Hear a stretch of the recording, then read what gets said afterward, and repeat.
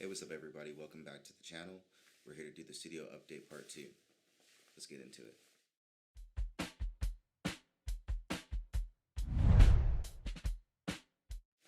Alright everybody, welcome back to the channel. We're going to do the studio update part 2. We did the very first one last week on Wednesday. It's time to do the part 2. I hope everybody's been safe out there and taking care of themselves. You know, we need to really focus on what's important right now, which is our overall health and taking care of one another. So I hope everybody's doing whatever they can right now. And let's jump into this really quick. So I'm going to talk about and display a bunch of the things that I do have right now. And we'll start with one section, which is right over here. Alright guys, so here's the first side.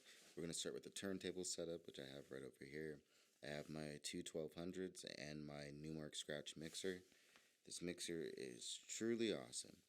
So it's DVS ready, so I could legit just take this mixer and my computer and my turntables and just go. I don't need the Serato box anymore to route everything. Everything's just ready and good to go.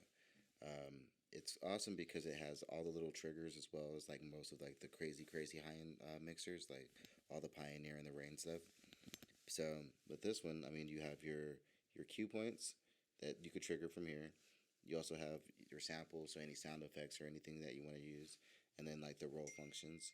We also have this section over here, which is our effects section, which is controlled by either you can flick it really quick one time, or you can hold it, which is pretty solid. You have your filters, you have your loops, as well as your microphone input section. You have your EQ section, which is right here. You have your switches for from the computer to actual phono, and your master and your booth, which is pretty solid. And it's a simple 2-channel mixer, but it gets the job done and beyond. It also has 24-bit sound card in it, so the quality in it is way more than I actually truly expected. So I was really impressed with it when I first got it, and it's good to go. I also have my Odyssey flight cases and everything as well, just so, you know, for taking them to gigs, you're good to go. Let's see what else. So we'll start here. I have my JBL 308 speakers, or monitor speakers, 8-inch speakers. The bass in that is insane. You can feel it in the whole entire room. And for the price point, I think I paid maybe $500 for both of them together. You can't beat that deal. And like I said, the sound quality is amazing. I went to go get the Yamahas, and the deal on that was so much better. I was like, I'm just going to go with these ones. Tried them out, fell in love with them, and that's what I'm using now. I also have my Komplete Kontrol A25 keyboard right here.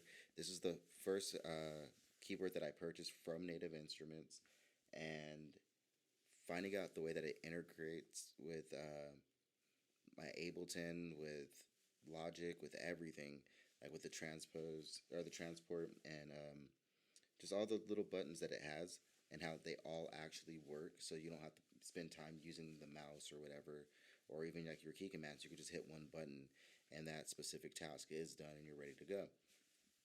The key response is awesome.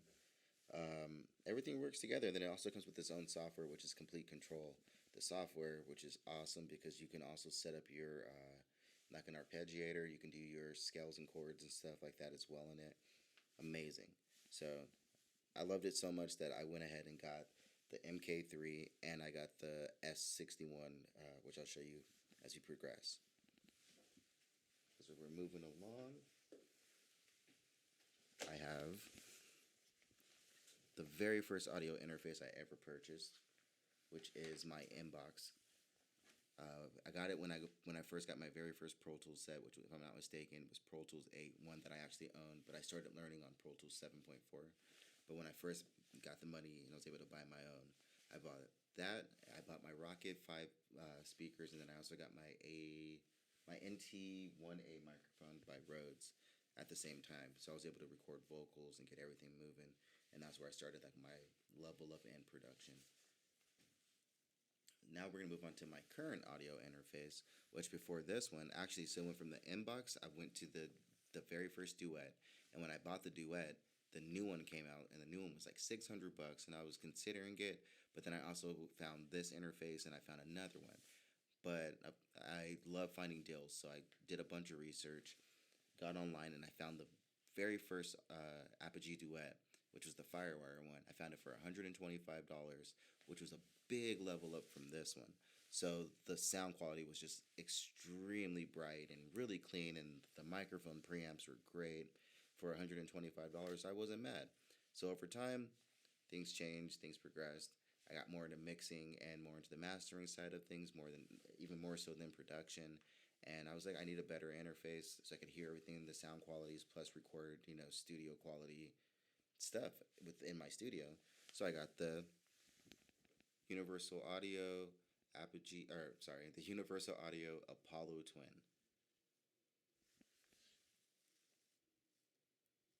So I had to step it up to the Universal Audio Apollo Twin, and it's the dual core, if I'm not mistaken. This interface is absolutely awesome. The sound quality that comes out of it, you just can't beat it. Especially for the small form factor and the price point of it, you can't beat it. And me being Mr. searching for stuff all the time, I found it at Guitar Center for a crazy deal. And normally at Guitar Center, when you purchase stuff like this, you don't get your plugins. I got my plugins. So shout out to UAD for working with me to make sure I can get my plugins out of it, and so I can get the most out of this interface. So it comes with 2 high-performance studio-grade audio preamps in the back, the microphone preamps in the back, which is pretty much the same ones that come out of their flagship Apollo line. It's the same preamps. So you got that in the back. You got 2 of those.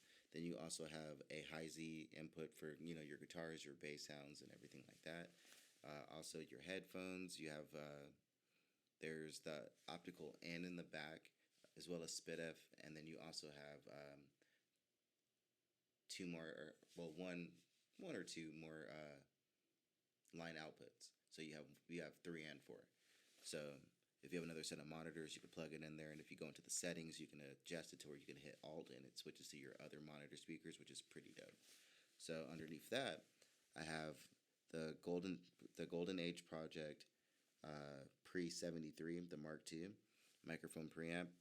I always wanted a microphone preamp. I didn't understand the actual reason why they were there, because if you have preamps inside of your interface, what do you need it for? But then I rented a studio, heard their sound quality, wanted one, but it was so expensive. The one that they had the BAE 1073, which is like the Neve clone, and I wanted one forever and just couldn't do it.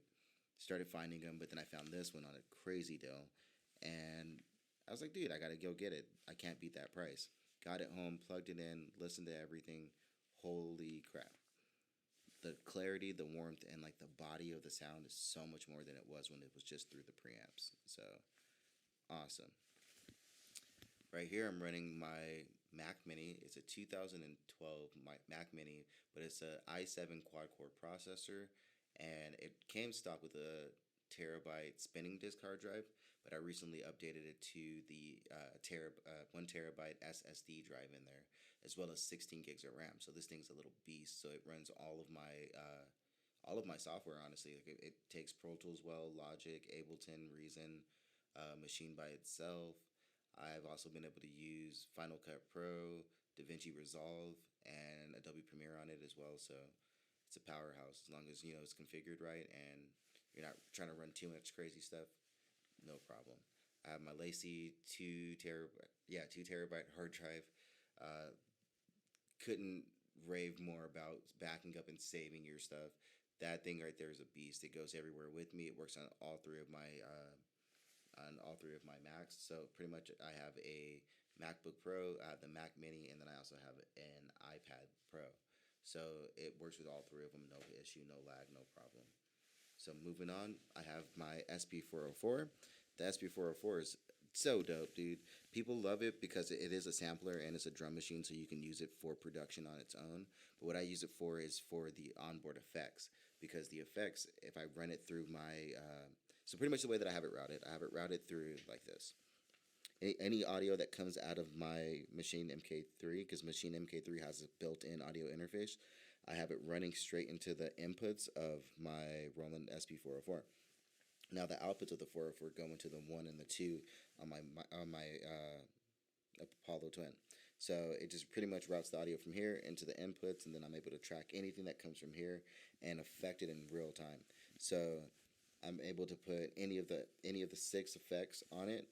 Well, not even 6 effects. There's 6 modules, because if you hit this one right here, you have up to 24 different effects that you can use if you hit the M effects. But then these all do their own things as well. So that's the way I use it. I route all my audio from here into there and just affect it live, and then get those like great sounds that come out of it. Also, moving along, we have Native Instruments Maschine MKII, which is another powerhouse. This thing changed everything for me. I've been using Maschine since the very first one. I probably got it in July of 2009. Actually, if you go back into my YouTube, you'll see that was like the very first video I ever posted, and it was like 9-10 years ago, because this thing was just a beast, and I was like, holy crap. I fell in love with it, because I used to have, at this point when I bought it, I sold my MPC 1000 to buy this, because I was having issues tracking everything out, because it took forever to track everything out. So when I first saw Maschine, you were able to click a button and drag your audio into the DAW, and it just kicked, boom, right there. Or you can just export everything as a batch file and move it along. So I went from the very first one, I sold that one to Guitar Center, bought the MK2. After getting the A25 over here and seeing how that worked with it, I was like, dude, this thing has to be even better working with, being able to like route and find all your own stuff through the screens and everything. It has to be awesome, because I'm able to do it off of this little one. I loved it. So for a while, I was just using those two, and I had a Kontrol 49 keyboard, which I just used for the keys, and I never really used the transport or any of the faders or nothing in it. But just those two alone was like, holy crap. Like, the pads feel amazing, the buttons feel great, everything clicks kind of like it has like a little weight to it, and it's heavy. So I was like, oh crap, this thing is amazing. So like I was saying before, with like the transport and everything like that, it works within Logic and everything as well. So I was like, okay, if that works so well, I want to get the big guy. So I went ahead and bam, I got this one. So this pretty much does the exact same thing as far as the transport and everything, and the same thing as the A25. But the best thing about it is, like I said, you have the screens, so you can browse for your sounds. You can see your mixer live right here, and you can turn your sounds down and bring them back up. And then also, if you have a sound, that's just like your mixer for like your overall project. You can adjust it that way. But also, if you have like just an individual sound, you can tweak your parameters as well for that individual sound. And that's only if it's part of like the Complete Control software, or if you're using Native Instruments stuff. But also they have this thing called the if I'm not mistaken, it's the NKS. There's different softwares that are compliant with it that makes it to where you can tweak and mess with your stuff from here. There's a whole list of them. If I'm not mistaken, it's called NKS. If I'm wrong, please let me know down in the comments. But yeah, so I got this guy too, which it's a beast, dude. The keys feel awesome. You have like this little light bridge right here, which also, if you use it in the scales and the chords mode, it tells you like what keys are in your scale, and you can also do just so many different things with it. So this thing's a beast. Also, after that, I'm going to show you my mic. And this is my Rhodes NT1A microphone. First mic I ever bought. Only mic I've ever had besides my SM57. And I love it. It's been through the battle with me, stuck with me. I've had to send it in. It's got a great warranty on it. And yeah, for $230, you can't beat it. It comes with the shock mount and the pop filter. So all you really have to do is just buy a shock mount. I mean, not a shock mount, a mic stand, and you're good to go. So that's what we're working with right now, fellas, or team. This is the studio. So we got more to come. Thanks for sticking with me. Thanks for tuning in. And like I said, subscribe, like, comment. Stay tuned for more stuff. I got more stuff coming real soon. And I'll talk to y'all real soon.